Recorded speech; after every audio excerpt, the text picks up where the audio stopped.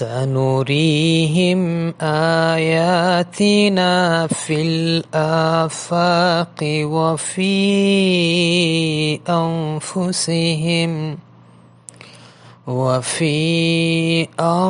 أنفسهم حتى يتبين لهم أنه الحق أولم يكف بربك أنه على كل شيء شهيد।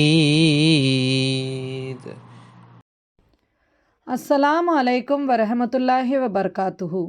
Canada की मेरी प्यारी बहन सलमा रुहमल्ली ने मुझसे एक सवाल पूछा। यह प्रश्न इस प्रकार है। यहाँ जो प्रश्न उत्पन्न होता है वह है, अलग अलग पृष्ठभूमि, समाज और संस्कृतियों को देखते हुए सभी लोगों से एक सच्चे ईश्वर में विश्वास करने की उम्मीद कैसे की जा सकती है। कनाडा में रहने वाली हमारी बहनों का यह प्रश्न है। इसलिए लोगों को एक सच्चे ईश्वर की आराधना करने के लिए जिम्मेदार ठहराया जाना चाहिए। उन सभी को उसके यानी अल्लाह के बारे में ज्ञान तक पहुँच की आवश्यकता है।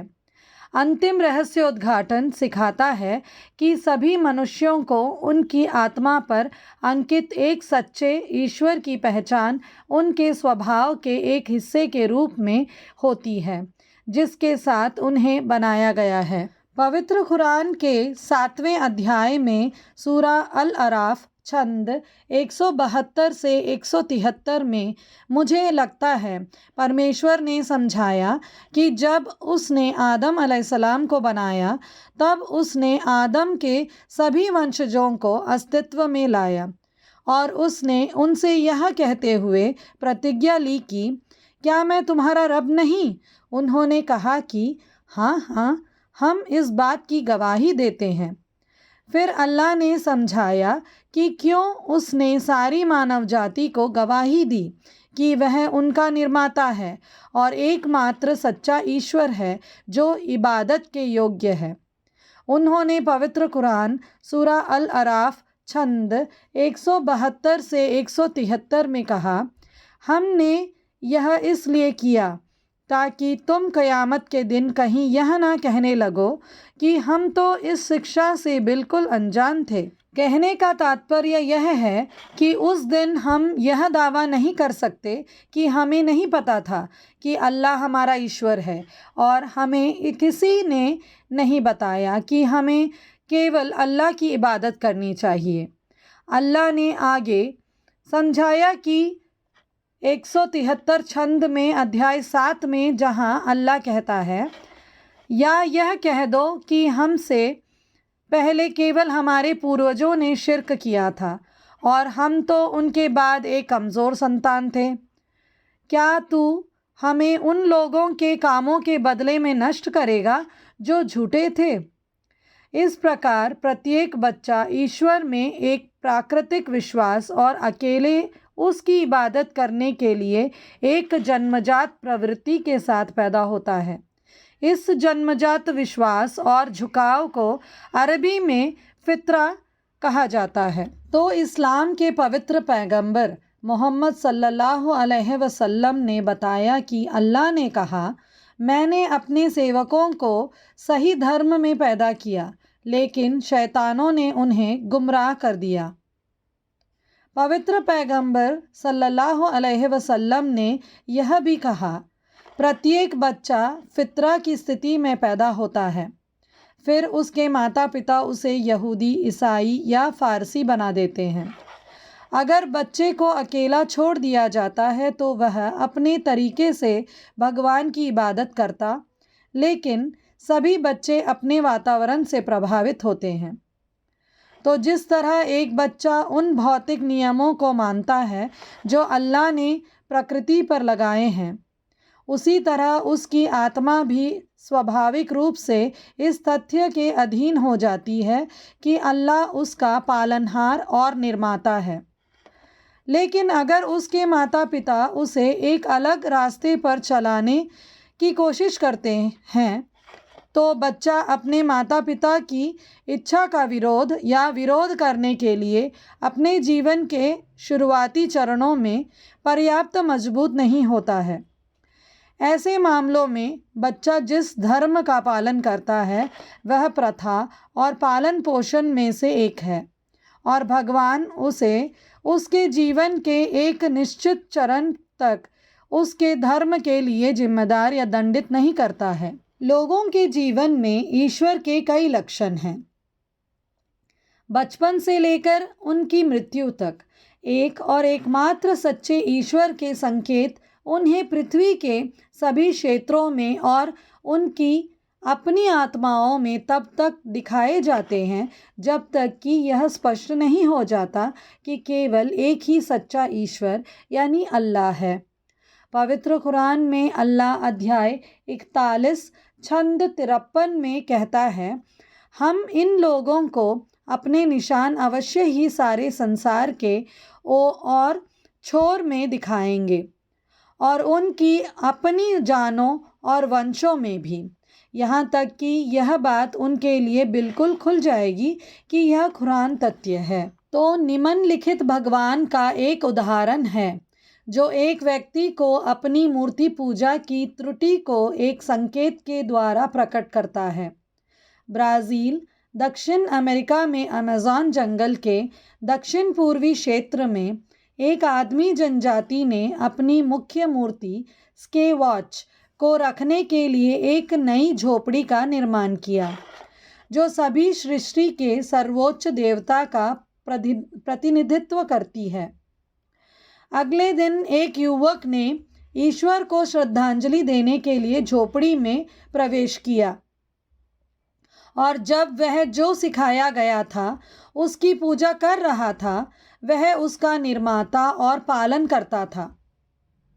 एक बूढ़ा मैंगियोल्ड पिस्सू से ग्रस्त कुत्ता, पिस्सू पीड़ित कुत्ता झोपड़ी में घुस गया। युवक ने समय रहते देखा तो कुत्ते ने अपना पिछला पैर उठाकर मूर्ति पर पेशाब कर दिया।